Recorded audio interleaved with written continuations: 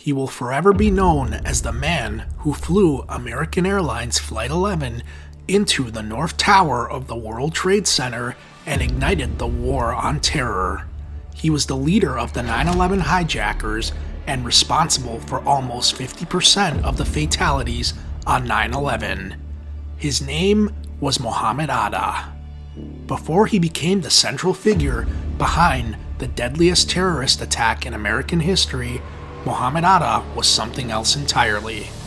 He was a student, an architect in training, a quiet young man who left Egypt to study in Germany, where he would eventually meet others who shared his growing extremist beliefs. Together, they would form what investigators later called the Hamburg Cell, a group that would help plan and carry out the September 11th attacks.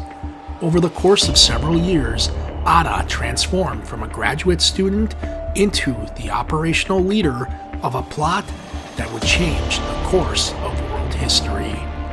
This is the story of Mohamed Atta.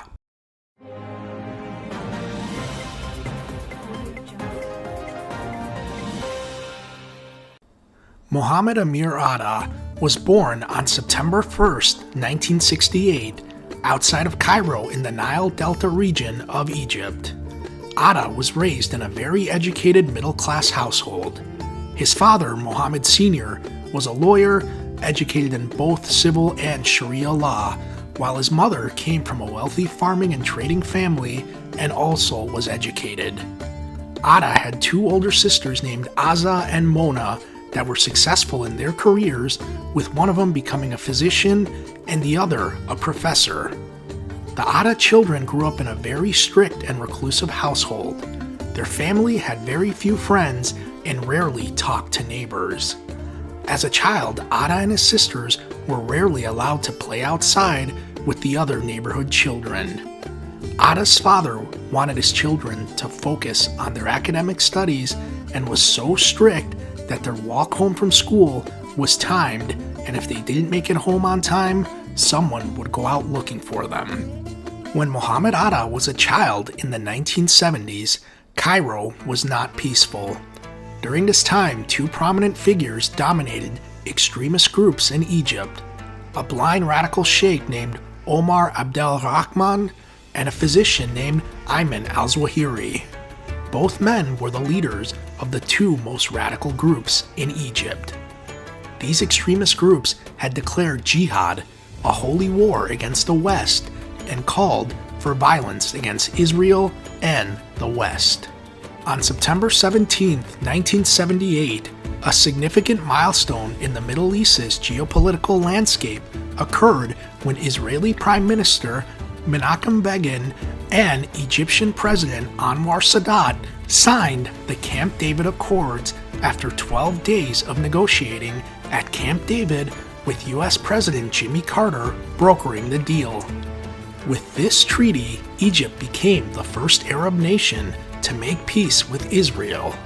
The agreement sparked broad discontent throughout much of the Arab world, as it was perceived as a unilateral peace initiative that neglected the establishment of a Palestinian state. The Camp David Accords reinforced the perspective of many extremists like Ayman al-Zawahiri. According to al-Zawahiri, poor Muslims do not have any representation in their own nations, and the leaders of these nations are puppets to the Western world. Al-Zawahiri rejected Zionism, communism, and imperialism. This resonated with the young Mohamed Atta and other Muslims at the time in Egypt who wanted respect and justice in a world that seemed against Muslims. Around this time, the young Mohamed Atta spent many months alone in his room reading the Quran and soon began reaching out to other like-minded individuals. Atta's father told the New York Times that his son began praying around 1980 when he was 12 or 13 years old. He was not ordinary, says the senior Atta. He was exceptional. He was a gentle person, very shy, assuming, and highly sensitive. Atta's indoctrination to radical Islam started from the fiery rhetoric of both Omar Abdelrahman and Ayman al-Zawahiri. Unbeknownst to Atta, Ayman al-Zawahiri would become a larger figure in the Arab world years later. After the death of Osama bin Laden, Ayman al-Zawahiri became the leader of al-Qaeda from 2011 until his death from a U.S. airstrike in July of 2022, just 1 year after U.S. troops evacuated Afghanistan. In 1981, Egyptian President Anwar Sadat was assassinated on live television for the world to see. Mohamed Atta witnessed the assassination live on television, and it inspired the young boy. The assassination, along with the teachings of the blind sheikh and Ayman al-Zawahiri, accelerated Atta's radicalization. At the same time, 2,000 miles away from Atta's home, war was tearing through the deserts of Afghanistan. The Soviet-Afghan War had already been raging for 2 years.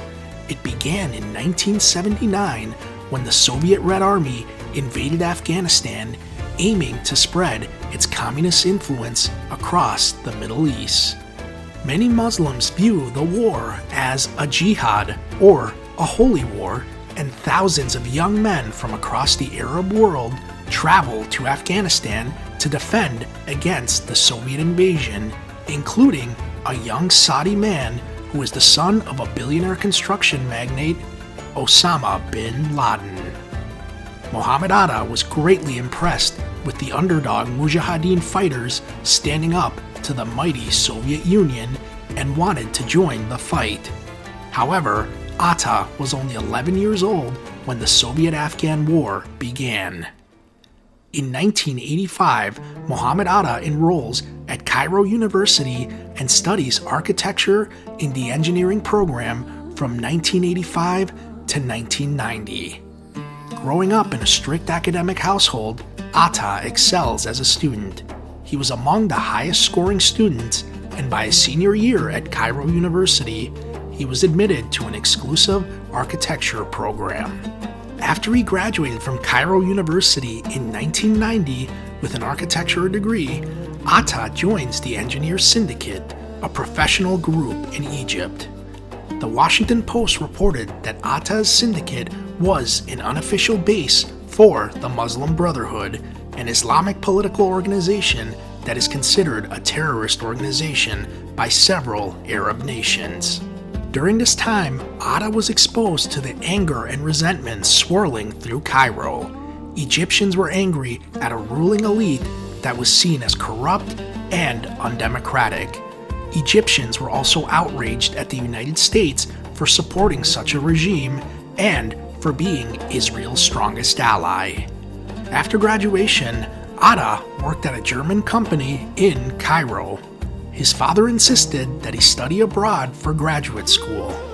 Atta would enroll in a German study abroad program and receive a visa. In 1992, Mohamed Atta moved from Egypt to Germany using the alias Mohammed El Amir. He rented an apartment in a residential neighborhood and enrolls at Hamburg Harburg, a technical school to study urban planning. Around this time, Atta's role model, Omar Abdel Rahman, the radical blind sheikh, leaves Cairo and moves to the United States and establishes a mosque in Jersey City, New Jersey, right across the Hudson River with a clear view of the lower Manhattan skyline. On February 26, 1993, under the command of Sheikh Omar Abdel Rahman, a rented truck full of explosives is parked 2 stories underneath a parking lot at the North Tower of the World Trade Center and detonates. This explosion leaves a 7-story hole right through the tower's core and kills 6 people.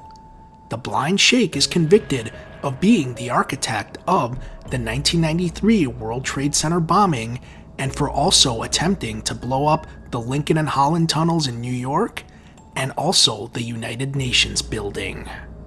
Throughout the mid-1990s, Mohamed Atta would balance his life as a graduate student, employee, and aspiring jihadist. Professor Dietmar McCule was Mohamed Atta's thesis supervisor and witnessed some warning signs with Atta during the years he got to know him. Professor McCule described Atta as very polite, very interested, very intellectual, and very religious. For years, both Atta and McCule got to know each other very well, and both men went on an expedition to Aleppo, Syria together. Originally, McCule invited Mohamed Atta to join him for a 3-day visit, but Atta ended up staying several weeks in August of 1994, only to visit Syria yet again in December of 1994. By the end of 1994, Mohamed Atta made the pilgrimage trip to Mecca, Saudi Arabia. While thousands of Muslims from across the world, including Atta, flocked to Saudi Arabia, 5,000 American troops that fought during the Gulf War were stationed in Saudi Arabia. The presence of American soldiers in Saudi Arabia personally enraged Osama bin Laden and was one of the main reasons for bin Laden and al-Qaeda declaring jihad on the United States years later. Months later, on August 1st, 1995, Mohamed Atta returns to his native Cairo, Egypt for 3 months to study. Atta would return to Hamburg, Germany on October 31st of that year, only to leave for Mecca, Saudi Arabia shortly after to perform the Hajj pilgrimage again. At some point in 1996, after visiting several mosques across Hamburg, Mohamed Atta starts attending Al-Quds Mosque in the red light district of Hamburg on a street known for drug trafficking and prostitution. Atta quickly becomes a regular attendee of Al-Quds Mosque. Here he meets Ramzi bin al-Shibh, a young man who immigrated from Yemen to Germany as an asylum seeker. Bin al-Shibh takes advantage of Germany's generous welfare benefits and receives a monthly check from the German government. Atta and bin al-Shibh quickly become friends and start a small prayer group with other members of the Al-Quds Mosque who had more extreme interpretations of Islam and the Quran. Mohamed Atta challenges himself to live by a strict code. Atta stated that he rarely laughed because joy kills the heart. Atta would tell one of his friends that he was reluctant to all of life's pleasures. This showed in Atta's behavior, as he would rarely bathe and he would often wear the same clothes for consecutive days. Mohamed Atta adhered to the strictest Islamic diet by eating the same food every day. Each day he would eat mashed potatoes he made straight from the pot. Once he finished eating, he would put his fork in the pot and put his mashed potatoes back in the fridge and eat them again the next day. On April 11, 1996, Mohamed Atta writes his last will and testament at Al-Quds Mosque. In his final testament, Atta describes very specific guidelines on what he wants to happen after his death. Some notable requests from Atta's final testament are to be buried by good Muslims, to face east towards Mecca, no women to visit his grave or funeral, no pregnant women or unclean person to visit or say goodbye to him, and the person who cleans his body and his groin area should wear gloves because he does not want his private anatomy touched. On this exact date that Mohamed Atta writes his last will and testament, Israel attacks Lebanon in a military operation called Operation Grapes of Wrath. This military operation targets Hezbollah, a Lebanese terrorist group that shares many of Atta's same views. Mohamed Atta was infuriated to hear Israel strike against Lebanon. He was extremely anti-Semitic and believed that Jews controlled the world's media, financial, and political institutions from New York City. Israel's latest military operation against Hezbollah was the final push Mohamed Atta needed to commit himself to martyrdom and jihad. In the summer of 1997, Mohamed Atta disappears from Hamburg, Germany, and it is thought during this time Atta spends time in al-Qaeda camps in Afghanistan. For the rest of 1997, Mohamed Atta is not seen in Germany by any of his classmates or colleagues. Sometime around 1997, another young Arab man joins Al-Quds Mosque and Mohamed Atta's prayer group. His name is Ziad Jarrah. Unlike Atta's stern and rude behavior, Ziad Jarrah is easygoing, charming, handsome, and extroverted. Soon after joining Al-Quds Mosque and Atta's prayer group, Ziad Jarrah's radicalization would greatly accelerate. In mid-1998, Mohamed Atta returns to Hamburg, Germany. He claims that his passport is lost and applies for a new one. This is a common tactic to erase evidence of travel to places such as Afghanistan. While he was gone, Atta grew a thick beard, and those who knew him said he became more aloof, cold, and distant. Around this time, one of the last men to join Mohamed Atta's prayer group was an easygoing young man named Marwan al-Shehi. Al-Shehi was born in the United Arab Emirates, and in 1998 he joins Al-Quds Mosque. Despite his calm and playful demeanor, al-Shehi is one of Al-Quds' most radical members, often singing songs about martyrdom and jihad. He quickly befriends Mohamed Atta, and they become extremely close. By the end of 1998, Mohamed Atta and several members of his Al-Quds Mosque prayer group move into an apartment at Marienstraße 54 in Hamburg. For Mohamed Atta and several members of the Al-Quds Mosque, the apartment becomes their base of operation.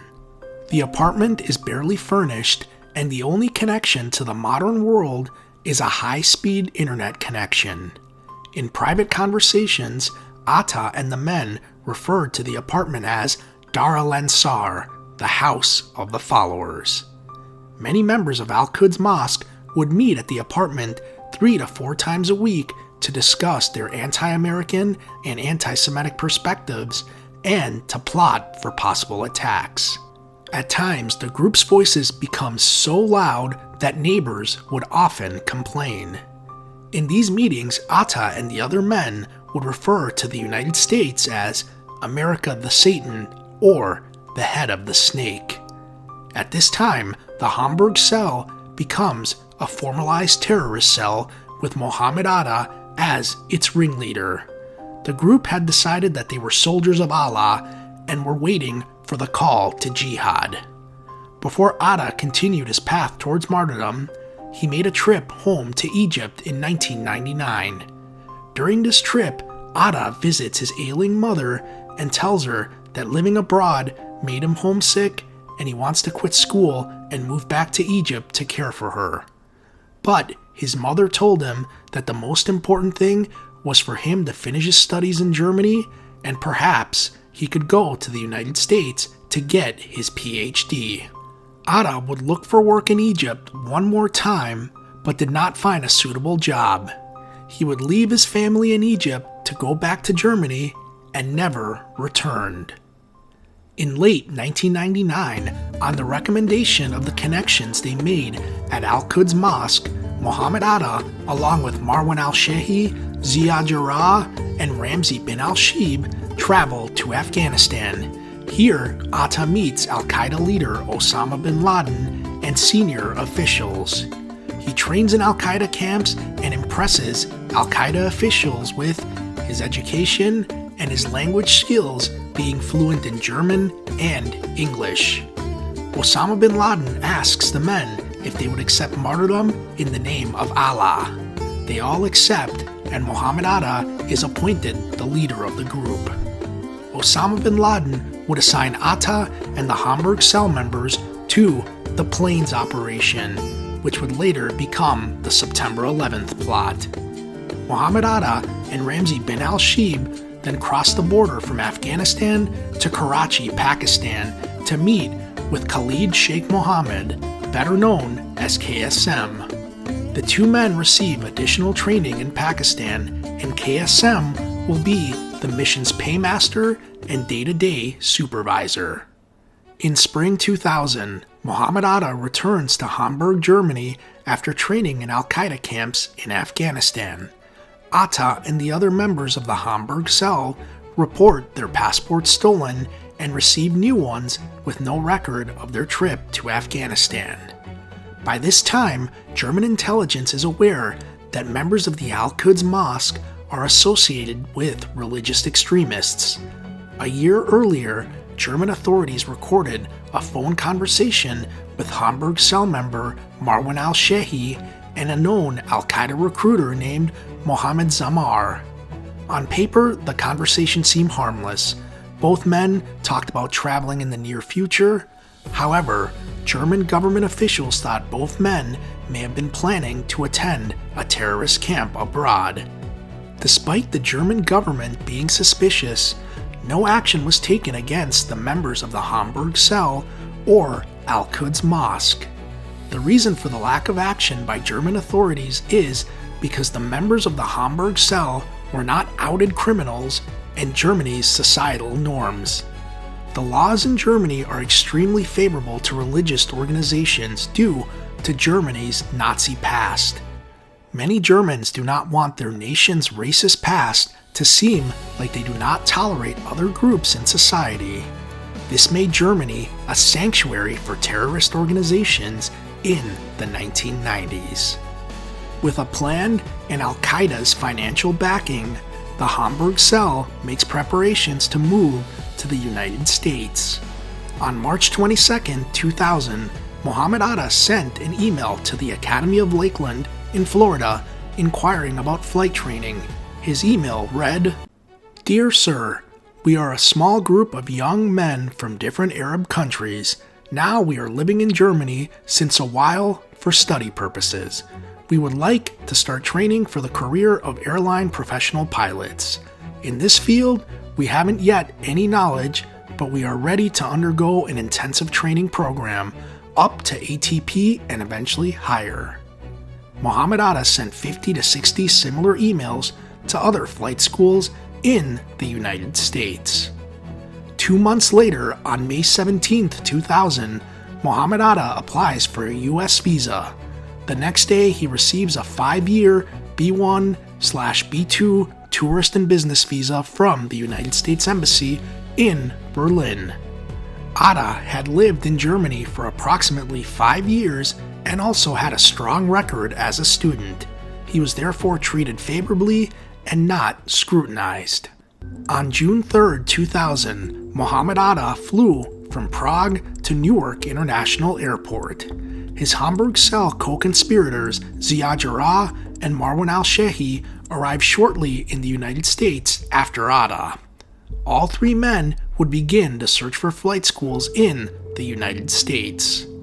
On July 6, 2000, Mohamed Atta and Marwan al-Shehi enroll at Huffman Aviation in Venice, Florida, where they entered the accelerated pilot program and paid $40,000 in cash for flight lessons at Huffman Aviation. During this time at Huffman Aviation, Atta and al-Shehi attract attention for their behavior. Atta's classmates and flight instructors found him to be extremely rude and unlikable. A rumor spread through Huffman Aviation that Mohamed Atta was an Arab prince and Marwan al-Shehi was his servant. Atta was always barking orders and al-Shehi followed right behind. Rudy Deckers, the owner of Huffman Aviation, told Atta if he didn't change his behavior and attitude, he was going to get kicked out. Across South Florida, Atta left a memorable impression on the people he encountered. Atta's landlord, Steve Kona, rented out a small house for him and Marwan al-Shehi. He described Atta as quiet and said he never once made eye contact with him. Marwan al-Shehi would say hello and engage in small talk with Kona whenever he was on the property mowing the lawn or doing yard work. Kona was also impressed that both men did not ever turn on the air conditioner despite it being in the middle of summer. To avoid suspicion, Mohamed Atta and Marwan al-Shehi move around frequently, never renting an apartment for too long. Aside from Florida, both men also spent time in Georgia and Virginia. In South Florida, Atta and al-Shehi would attend a local Denny's for breakfast, and Donna Cooper was often their waitress. She mentions that both men were polite to her, and Atta would always eat a veggie cheese omelet with orange juice, and al-Shehi would only drink coffee. The only thing Donna Cooper found strange was that both men always talked very quietly among themselves and would stop talking when she approached their table. While Mohamed Atta and Marwan al-Shehi trained at Huffman Aviation in the summer of 2000, a highly classified military intelligence unit named Able Danger reportedly alerts the Pentagon to Mohamed Atta and Marwan al-Shehi's presence in the United States. Both men were identified as potential al-Qaeda members, but Pentagon members decided not to inform the FBI due to Atta and al-Shehi having valid US visas. In September of 2000, Mohamed Atta earns his private pilot certificate, and in December of 2000, he receives his commercial pilot's license from the Federal Aviation Administration and starts training on a large jet simulator near Miami, Florida. In January 2001, Mohamed Atta briefly returns to Hamburg, where he met with the fourth member of the Hamburg Cell, Ramzi bin al-Shibh. Unlike the other Hamburg Cell members, bin al-Shibh was denied entry into the United States and serves as a messenger between al-Qaeda's senior leadership and the al-Qaeda terrorists in the United States.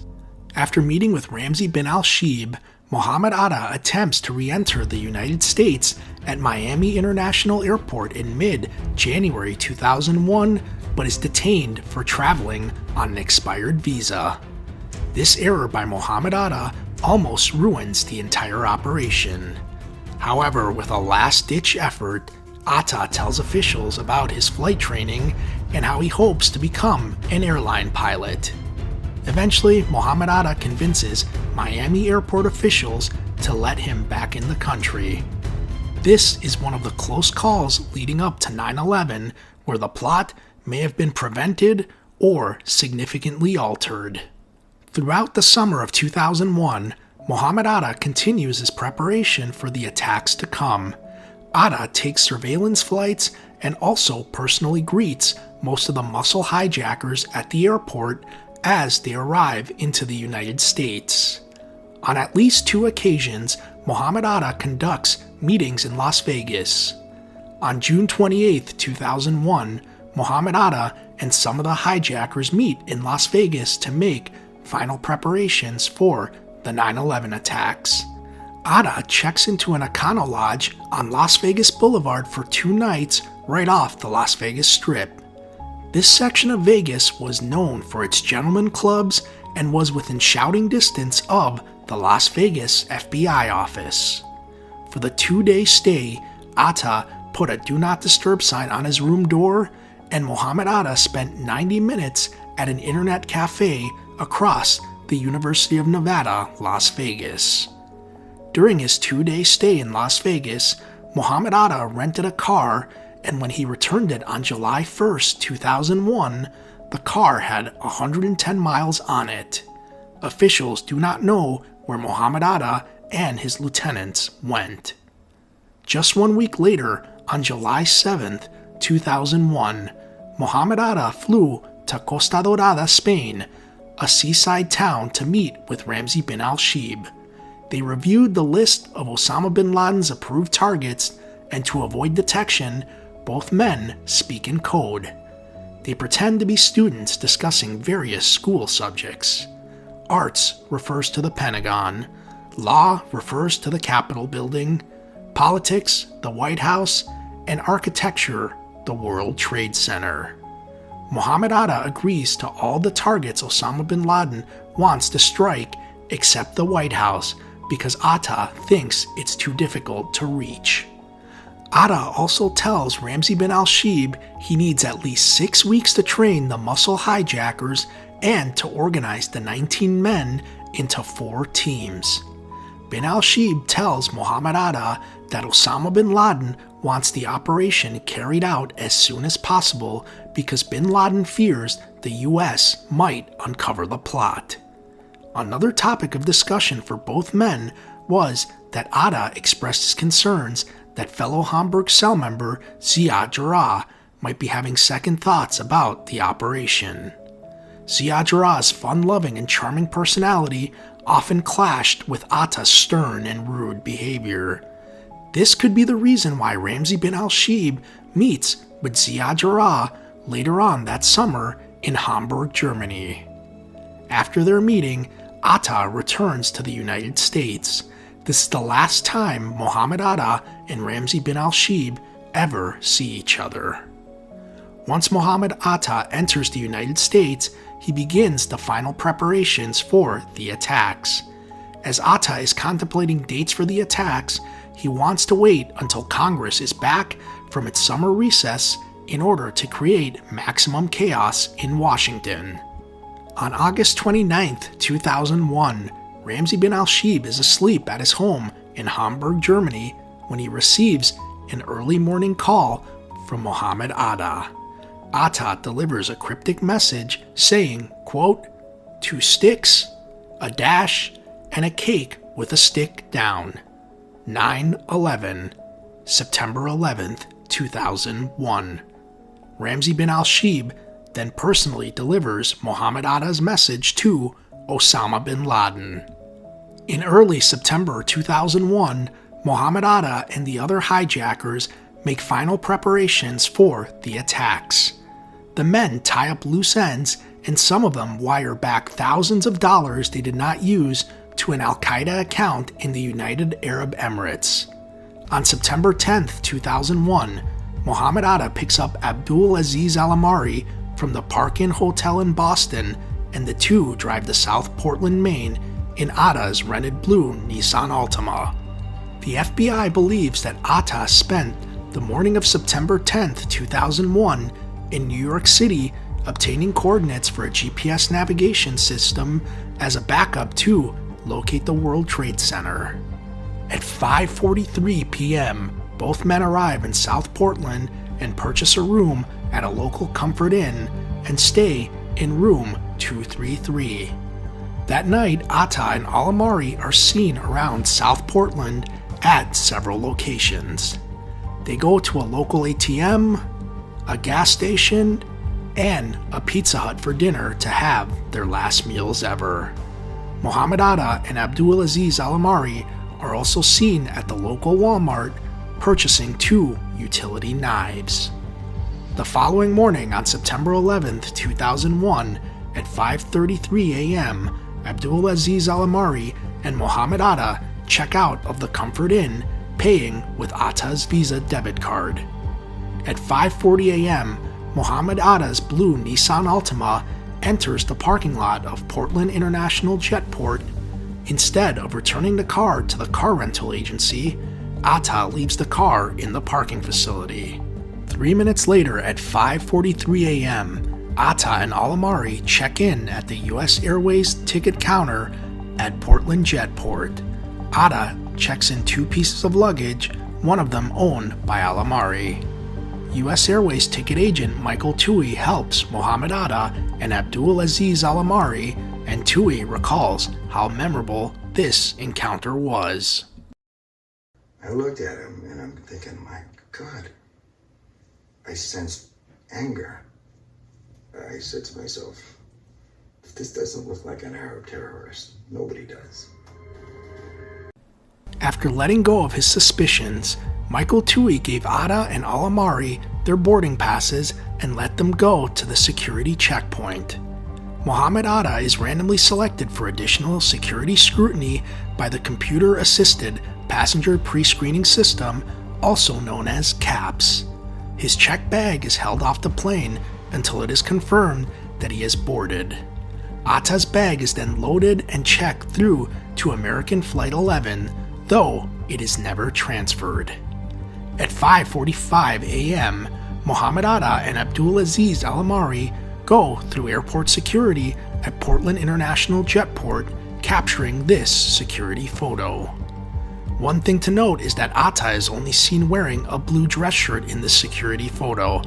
When Atta and al-Amari interacted with Michael Toohey, he was wearing a suit jacket and a tie. However, before going through security, he gets rid of his tie and jacket. Both men clear the security checkpoint, and at 6 a.m., Atta and al-Amari board U.S. Airways Flight 5930, operated by Colgan Air, en route to Boston Logan Airport. At 6:45 a.m., Mohamed Atta and Abdulaziz al-Amari land at Boston Logan Airport aboard U.S. Airways Flight 5930 from Portland, Maine. 1 hour later, at 7:45 a.m., Mohamed Atta and Abdulaziz al-Amari are the last two people to board American Flight 11. Before boarding the aircraft, Atta requested the gate agent call the ramp personnel to check if his luggage was transferred from U.S. Airways to American Flight 11. Mohamed Atta is leading a team of 5 al-Qaeda terrorists who planned to hijack American Flight 11 and crash it into the North Tower of the World Trade Center. At 7:59 a.m., Flight 11 takes off from Boston Logan Airport on runway 4 en route to Los Angeles International Airport. Just 15 minutes after American Flight 11 takes off, at 8:14 a.m., the hijacking of American 11 begins. After gaining access to the cockpit, the al-Shari brothers, carrying razor blades and knives, overpower Captain John Oganowski and First Officer Thomas McGinnis, and Mohamed Atta takes control of American Flight 11. At 8:24 a.m., Mohamed Atta decides to communicate with the passengers on Flight 11. He attempts to relay a message to the passengers, but instead relays it to the air traffic controllers on the ground. Trying to call. Buddy. We have a plane. Stay quiet and you'll be okay. We're heading to the airport. And who's trying to call me here?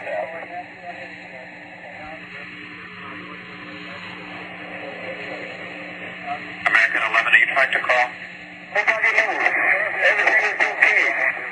If you're trying to make any moves, you can do yourself on the airplane. Let's stay quiet.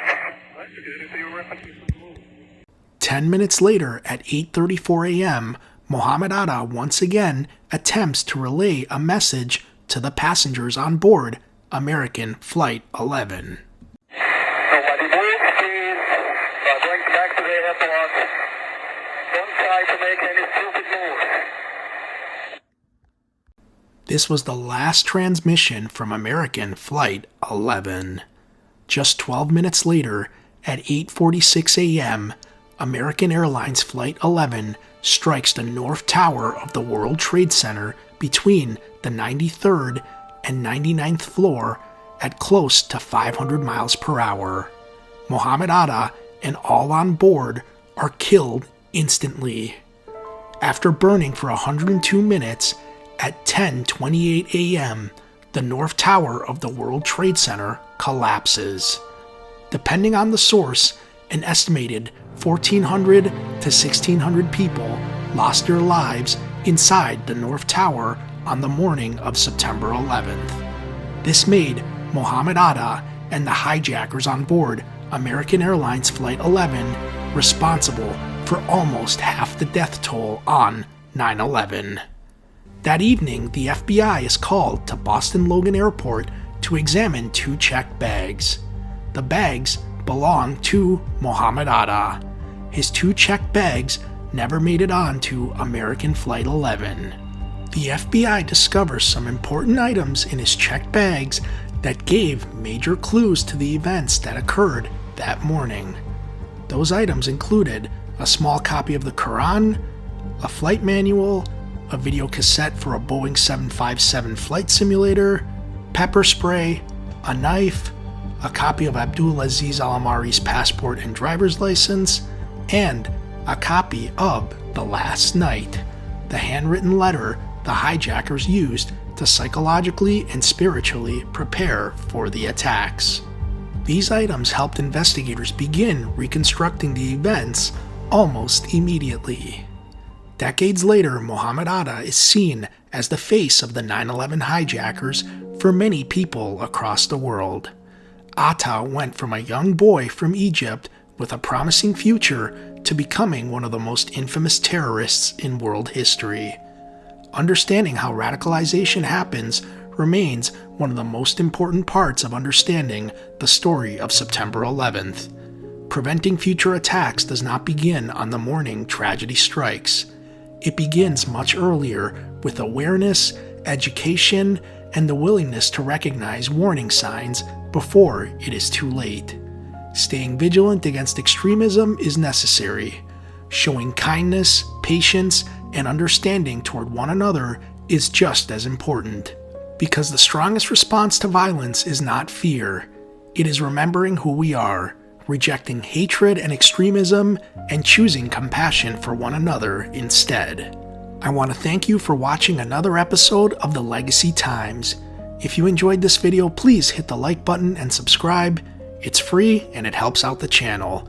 If you want a dedicated timeline to the events of American Flight 11, click here in the upper corner. This 9/11 educational series continues next time when I discuss the hijackers' lives in the United States. Until then, stay informed, stay curious, and most importantly, be kind. And I'll see you next time.